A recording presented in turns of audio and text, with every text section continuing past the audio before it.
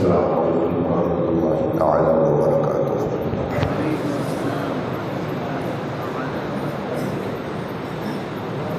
نحمده ونصلي ونسلم على حبيبه الكريم أما بعد، أعوذ بالله من الشيطان الرجيم، بسم الله الرحمن الرحيم۔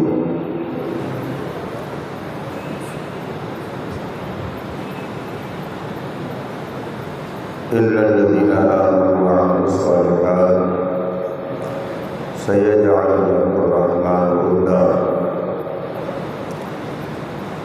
صدق الله العظيم وصدق رسوله النبي الأمين الكريم، ونحن على ذلك من الشاهدين والشاكرين، والحمد لله رب العالمين۔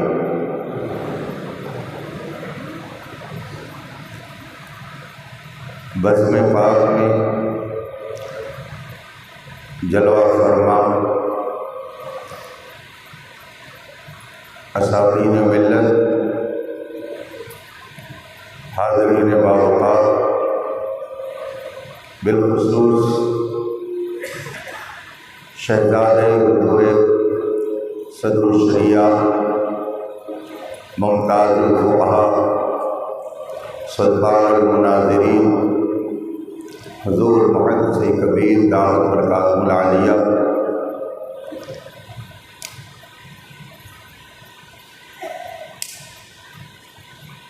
اور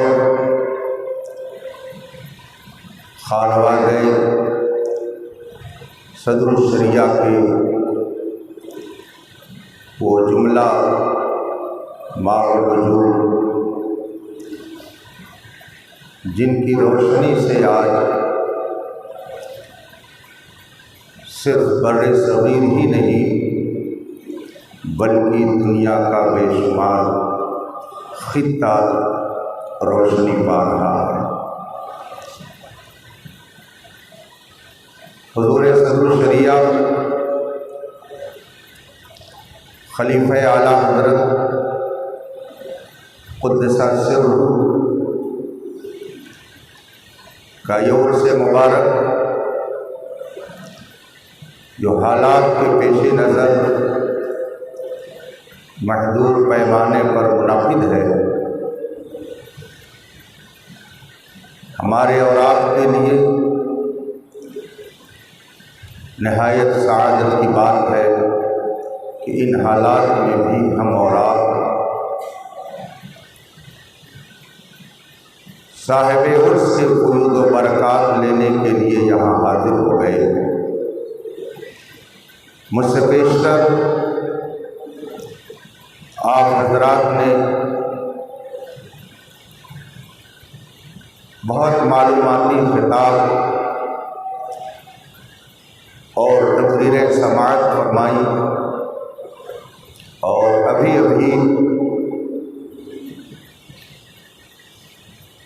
جو ولولہ خیز خطاب آپ نے سنا، انشاءاللہ اس کی دھمک بہت دنوں تک پوری دنیا میں محسوس کی جائے گی۔ دو چند منٹ کے لیے میں آپ کے درمیان حاضر ہوں۔ آئیے مصطفیٰ جاری رحمت سرور کائنات فخر موجودات علی تحیت و ثنا کی بارگاہ قدس میں درود و سلام کا نذران عقیدت پیش کریں اور پڑھیں۔ اللہم صلی علی سیدنا و مولانا محمد معدن الجود والکرم و آلہ الکرام اجمعین۔ حضرات،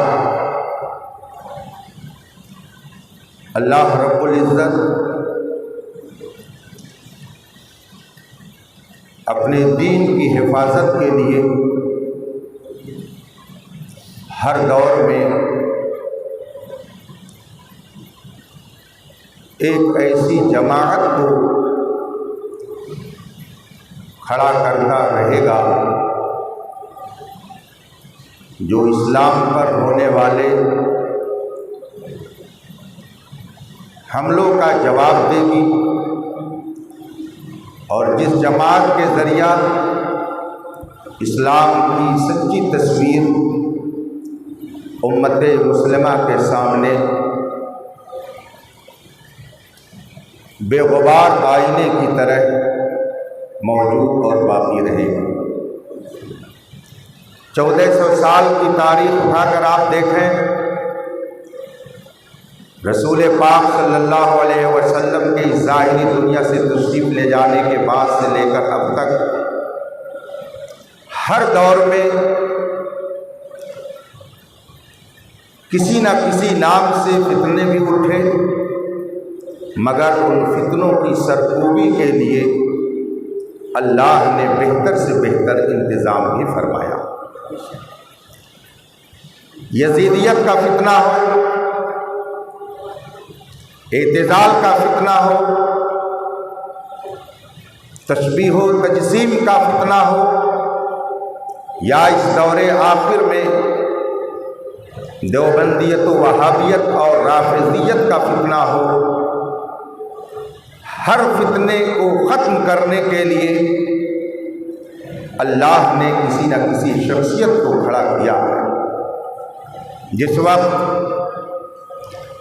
دنیا میں فتنے وہابیت نے سر ابھارا، رب کائنات نے اپنے فضل اور اپنے کرم سے رسول پاک صلی اللہ علیہ وسلم کے وفاداروں کے ایمان کی حفاظت کے لیے بہت سارے جلیل القدر علماء کو پیدا فرمایا، مگر پوری دنیا میں جو نام سب سے نمایاں، جس کا کردار سب سے اعلیٰ،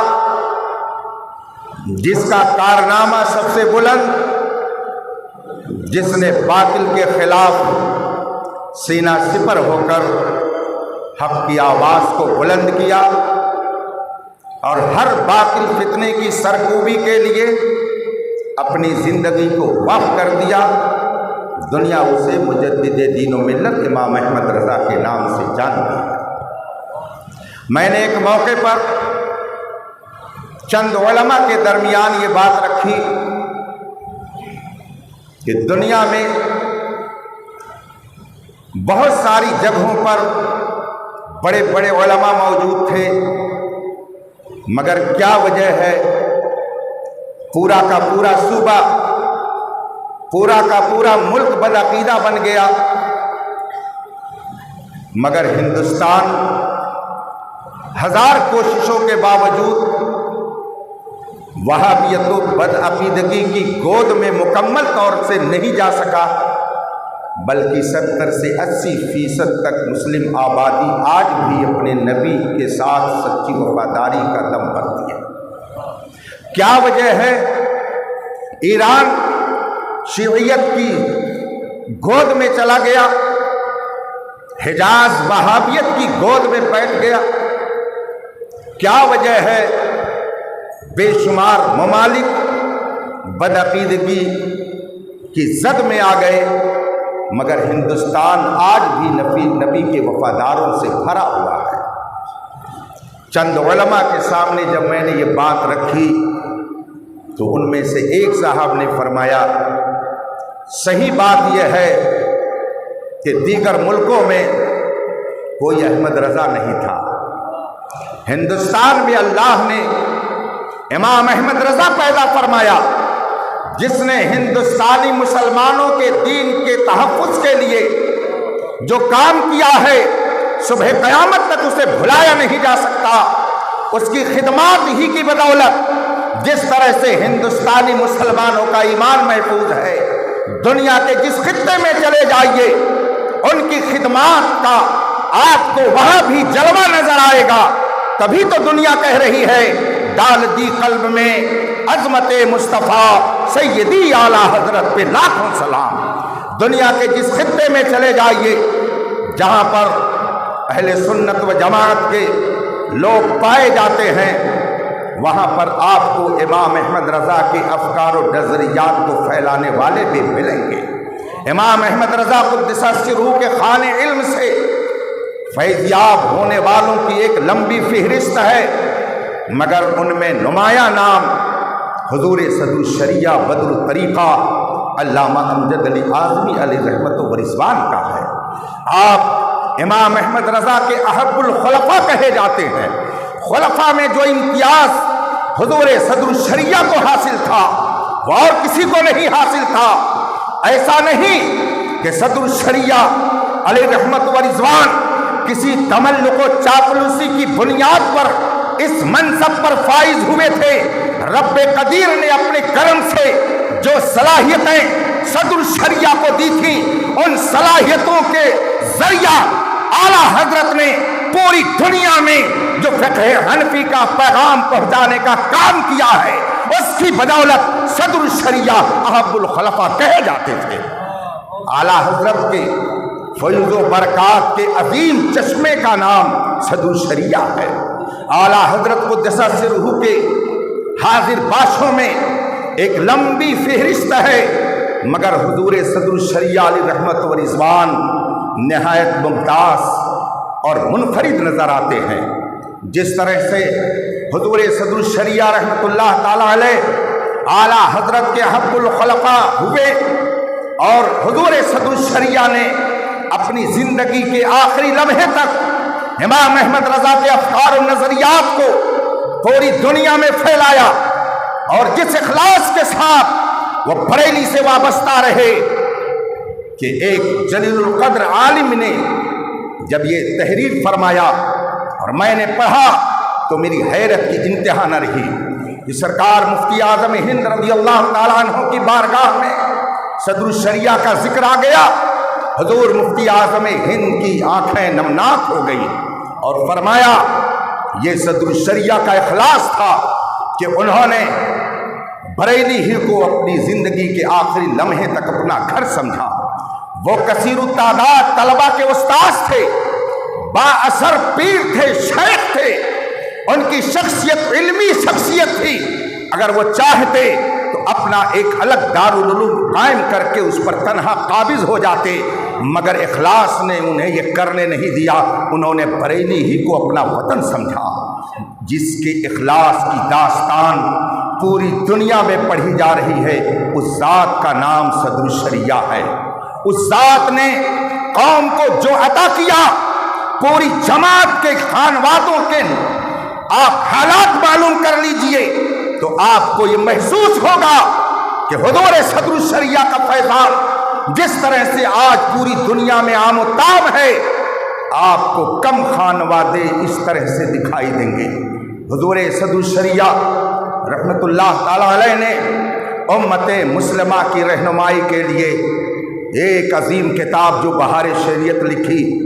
جماعت اہل سنت تو جماعت اہل سنت ہے، کسی بد عقیدہ طبقے میں بھی آج تک اس کے مقابل کوئی کتاب نہیں لکھی جا سکی۔ زبان اتنی سستہ اور شائستہ، 100 سال پرانی زبان، آپ دوسرے مکتب فکر کی کتاب کو اٹھا کر کے دیکھیں، بہشتی زیور پڑھیں، غالباً اسی زمانے میں وہ کتاب بھی لکھی گئی، مگر اس کی زبان آپ دیکھیے اور بہار شریعت کی زبان آپ دیکھیے تو آپ کو کھلا ہوا فرق محسوس ہوگا۔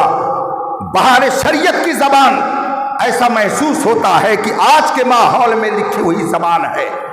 اس زمانے میں جو اردو بولی جاتی تھی اس سے ہٹ کر کے صدر الشریعہ نے جو زبان استعمال کی، جو سلاست ہے، جو روانی ہے، جو عمدگی اس کے اندر ہے، جو ترکیب کا حسن ہے، آج بھی الحمدللہ اس کے جلوے سے لوگوں کی آنکھیں روشن ہیں۔ جبکہ آپ بہشتی زیور اٹھا کر کے دیکھ لیجئے تو پتہ چل جاتا ہے چند سطر پڑھنے کے بعد ہی کہ یہ اس زمانے کی کتاب نہیں ہے، کسی اور زمانے کی کتاب ہے۔ میں اسے بھی صدر الشریعہ کی ایک کرامت کہتا ہوں، ایک کرامت سمجھتا ہوں کہ 100 سال پہلے جو زبان استعمال کی گئی اس کا جادو آج بھی لوگوں کے سر چڑھ بول رہا ہے۔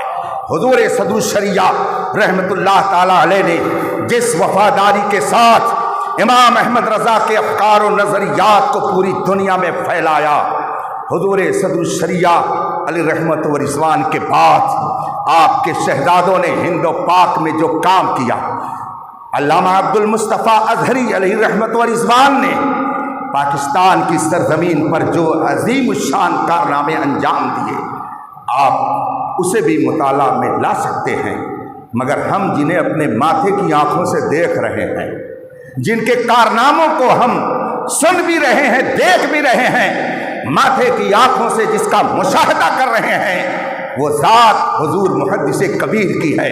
ہندوستان کے جتنے وہ خانوادے جو اعلیٰ حضرت کے خلفاء کے خانوادے ہیں، جہاں جہاں اعلیٰ حضرت کے خلفاء موجود تھے، آپ ہندوستان پر نظر دوڑا کر کے دیکھ لیجئے، ان خلفاء اعلیٰ حضرت کے شہزادگان میں ایک ذات محدث کبیر کی ملے گی کہ کل جس طریقے سے مسلک اعلیٰ حضرت پر حضور صدر الشریعہ مضبوطی سے قائم تھے، آج ان کا شہزادہ ہی نہیں بلکہ پورا خانوادہ انہی افکار اور انہی نظریات کو لے کر کے پوری دنیا میں اپنی خدمت وقف کیے ہوئے ہیں۔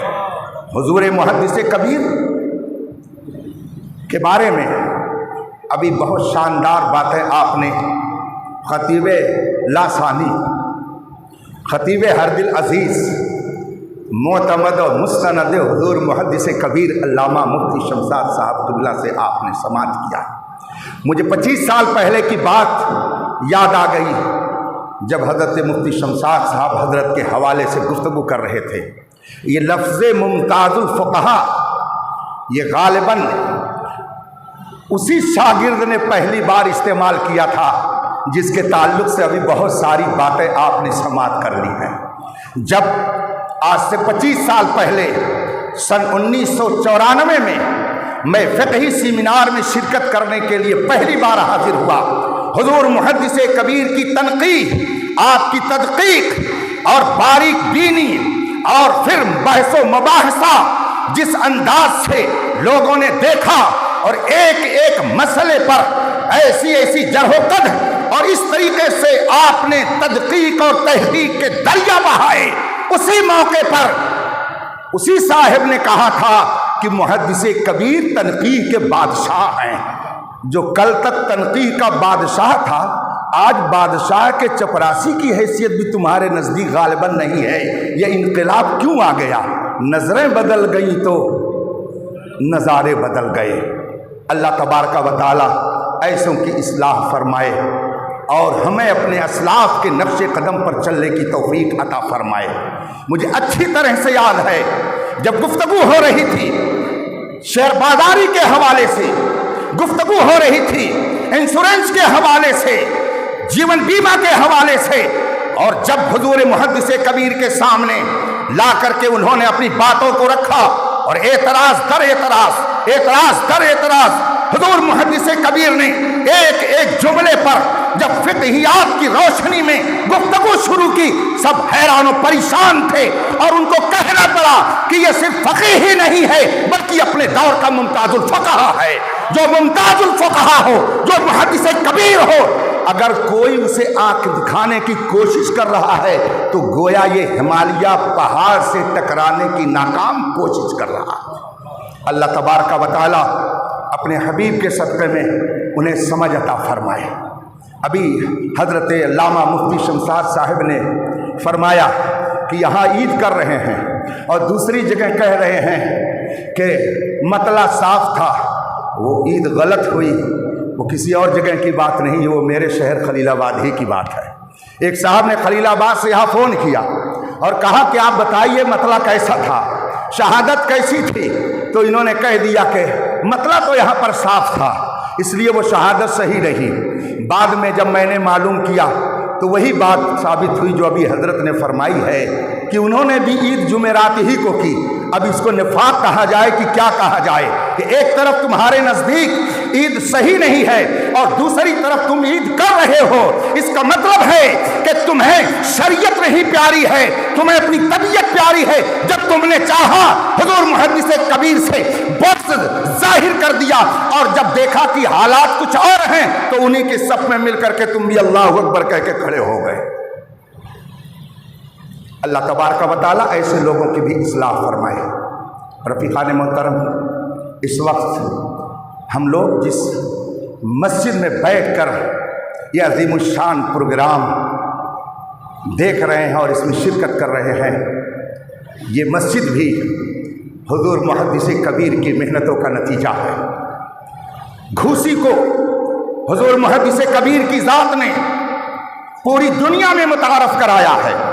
وقار کی نظر سے گھوسی کی سرزمین کو اگر لوگ دیکھتے ہیں تو جب گھوسی کا ذکر آتا ہے تو حضور محدث کبیر کا سراپا لوگوں کے ذہن میں آ جاتا ہے۔ حضور محدث کبیر نے گھوسی کو وہ نعمتیں دی ہیں، علماء کا ایک جمع غفیر دیا ہے۔ آج پورے ہندوستان میں جب کسی شاندار خطیب کو بلانے کی بات کی جاتی ہے، بدعقیدوں سے مناظرے کی بات کی جاتی ہے، تو جن چند شخصیتوں پر لوگوں کی نظریں ٹھہرتی ہیں، انہی شخصیتوں میں سے حضور محدث کبیر کے شاگرد رشید مناظر اہل سنت مفتی شمشاد صاحب پر بھی لوگوں کی نظریں جاتی ہے۔ پورے ہندوستان میں کہیں بد مذہبوں کا جواب دینے کی بات آتی ہے، بلکہ بڑے بڑے اداروں کے بیچ میں کوئی پہنچ کر کے اگر اہل سنت کو چیلنج کرتا ہے تو ان کی زبانیں گنگ ہو جاتی ہیں۔ اگر کوئی ان کا جواب دینے کے لیے پہنچتا ہے تو وہ گھوسی کا شہزادہ مناظر اہل سنت جو شاگرد رشید ہے محدث کبیر کا مفتی شمشاد صاحب کی ذات پہنچتی ہے۔ جب بدعقیدوں کے جواب کی بات آتی ہے تو لوگوں کی زبانیں گنگ رہتی ہیں، اور جب استاذ پر کیچڑ اچھالنے کی بات آتی ہے تو فوراً ویڈیو بنا کر کے لوگ اس کو نشر کرتے ہیں۔ میں نے 3-4 روز پہلے ایک مقولہ پڑھا، المصیب اشیاخی کالباحث عن حتفہ بظلفہ، اس کا ترجمہ بھی اس میں لکھا ہوا تھا، المصیب اشیاخی، اپنے شیوخ اپنے اساتذہ کے ساتھ بدسلوکی کرنے والا اس بکری کی طرح ہے جو اپنے کھر سے اپنی موت کا سامان فراہم کرتی ہے۔ جو لوگ اپنے مشائخ اپنے اساتذہ کے ساتھ بدسلوکی کرتے ہیں اور بلا وجہ بدسلوکی کرتے ہیں، وہ اس بکری کی طرح ہے جو اپنے کھر سے اپنی موت کا پیغام خود لے کر کے آتی ہے۔ حضور محدث کبیر نکالی سینکڑوں نہریں کہ پانی کچھ تو کم ہوگا، مگر پھر بھی میرے دریا کی طغیانی نہیں جاتی۔ پورے شرق و غرب میں آپ ہندوستان کے جس خطے میں چلے جائیے، میں نے اس دوران مخالفین سے بھی پوچھا، آپ بتائیے محدث کبیر کے معیار کا کون ہے؟ علم حدیث میں ان کے معیار کا کون ہے؟ علم فقہ میں ان کا ہم پلہ کون ہے؟ تقوی اور طہارت اور احتیاط میں ان کے برابر کون ہے؟ حق گوئی اور بے باکی میں ان کا مد مقابل کون ہے؟ اور اس عمر کو پہنچ کر کے مسلک کا درد رکھ کر قوم میں جانے والا، اس عمر میں اپنے آرام کو تجنے والا کون ہے؟ تو برجستہ کہتے ہیں کوئی اور نہیں، محدث کبیر ہے۔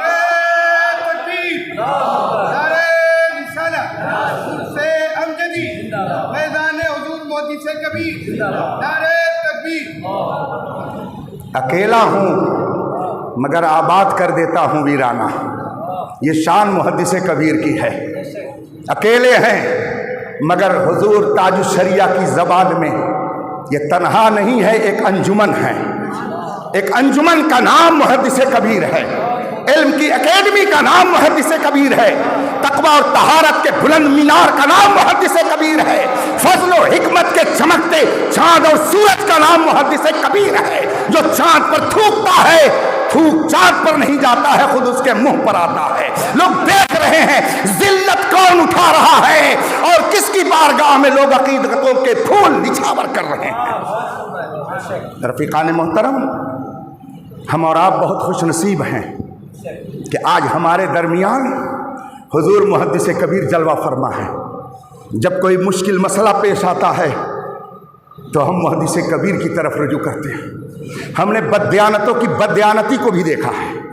چاند رات میں جب کہ ہم نے 10 بجے کے قریب اپنے شہر خلیل آباد سے یہاں شہادت کے لیے بھیجا، 12 بجے کے قریب رات میں میرے ایک استاد محترم کا فون آیا، فرمانے لگے مولانا میں ذرا متردد ہو گیا، شک و شبہے میں پڑ گیا ہوں۔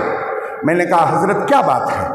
انہوں نے فرمایا میں نے شہادت کے لیے گھوسی بھیج دیا ہے، لیکن فلاں صاحب نے فون پر جب مجھ سے بات کی تو انہوں نے کہا کہ 3-4 لوگوں کی شہادت غیر معتبر ہے، تبھی سے میں پریشان ہوں، کروں تو کیا کروں؟ ان کی اس بات سے میں شک میں پڑ گیا ہوں، شہادت کے لیے تو میں نے بھیج دیا ہے۔ ہم نے کہا حضرت کہاں سے بتایا؟ کہا وہ کہہ رہے تھے بہار شریعت میں لکھا ہوا ہے کہ جب مطلع صاف ہو تو ایسی صورت میں کثیر لوگ چاہیے، اس لیے کثیر تو ہے نہیں 4، تو میں تردد میں پڑ گیا ہوں۔ میرے بغل میں بہار شریعت رکھی ہوئی تھی، میں نے کہا حضرت اگر اجازت ہو تو آگے کا جملہ بھی میں عرض کر دوں۔ فرمانے لگے کیا ہے اس کے آگے؟ یہ مسئلہ اور بھی تفصیل سے کچھ بتایا گیا ہے۔ میں نے کہا ہاں، بہار شریعت میں آگے یہ بھی لکھا ہوا ہے کثیر لوگ چاہیے، اور کتنے لوگ چاہیے یہ قاضی سے متعلق ہے، جتنے سے اس کو غالب گمان ہو جائے وہ فیصلہ دے دے گا۔ جو ہی میں نے یہ عبارت پڑھی تو فرماتے ہیں کہ یہ تو مسئلہ ہی بدل گیا، مجھ کو تو اتنا ہی بتایا گیا تھا۔ میں نے کہا میں تقریباً 25 سال سے جانتا ہوں جو لوگ اس طرح کی بددیانتی کرتے ہیں ان کو بے نقاب کرنے کی ضرورت ہے۔ احتیاط اس لیے کی جاتی ہے کہ جماعت کا شیرازہ منتشر نہ ہو، لیکن جو لوگ جماعت کا شیرازہ منتشر کر رہے ہیں ان فتنوں کو بے نقاب کرنے کے لیے ہمارے مفتی شمشاد تنہا کافی ہیں۔ اللہ تبارک و تعالی ایسے فتنوں سے ہماری حفاظت فرمائے۔ متعدد بار ایسا ہوا، مطلب کی عبارت کو سنا دیا اور جو اپنے مخالف عبارت تھی اس پہ ہاتھ رکھ دیا۔ ابھی گزشتہ سال لاک ڈاؤن کے جب ابتدا ہوئی ہے، جمعہ کا مسئلہ آیا، اذن عام کا معاملہ آیا، ساری کتابوں میں لکھا ہوا ہے کہ اگر لوگ مسجد میں اکٹھا ہو گئے اور دروازہ بند کر لیا تو جمعہ نہیں ہوگا۔ بہار شریعت میں بھی یہ لکھا ہوا۔ اس وقت نہ انہیں بہار شریعت یاد آئی، نہ اس وقت انہیں فتاوی رضویہ کی بات یاد آئی، نہ انہیں فتاوی عالمگیری کی بات یاد آئی، نہ انہیں اور کتب معتبرہ کی بات یاد آئی، چونکہ وہ یہ دیکھ رہے تھے لوگ کیا چاہتے ہیں۔ اسی لیے میں کبھی کبھی کہتا ہوں کہ کچھ لوگ چہرہ دیکھ کر کے فتویٰ دیتے ہیں، مگر جو مسلک اعلیٰ حضرت پر سختی سے قائم ہیں وہ چہرہ دیکھ کر فتویٰ نہیں دیتے بلکہ کتاب دیکھ کر فتویٰ دیتے ہیں۔ جو لوگ چہرہ دیکھ کر کے فتویٰ دیں گے چہرہ بدلے گا، فتویٰ بدلے گا۔ یہی وجہ ہے کہ ان کے فتوے بدلتے رہتے ہیں۔ جب کوئی پوچھتا ہے فلاں کی تعریف کیا ہے تو جواب دیتے ہیں یہ کفر ہے، تجدید ایمان لازم ہے، مگر جب چہرہ بدل جاتا ہے تو کل تک جو بات کفر تھی بعد میں وہی بات ایمان بن جاتی ہے۔ خود بدلتے نہیں، قرآن کو بدل دیتے ہیں۔ ہوئے کس درجہ فقیہان حرم بے توفیق۔ اللہ تبارک و تعالی ہمیں فتنوں سے محفوظ رکھے اور حضور محدث کبیر دامت برکاتہم العالیہ کو عمر طویل عطا فرمائے۔ ان کے فیض و برکات سے عالم اسلام یوں ہی مستفیض ہوتا رہے۔ یہ اللہ کی ایک عظیم نعمت ہے۔ حضور محدث کبیر رب کا ایک عظیم تحفہ ہیں، جماعت اہل سنت کی شان ہیں، جماعت اہل سنت کی آبرو ہیں، فقہ حنفی کے سچے ترجمان ہیں، مسلک اعلیٰ حضرت کے نگہبان اور پاسبان ہیں۔ جو ان سے ٹکرائے گا وہ چور چور۔ وآخر دعوانا ان الحمدللہ رب العالمین۔ السلام علیکم۔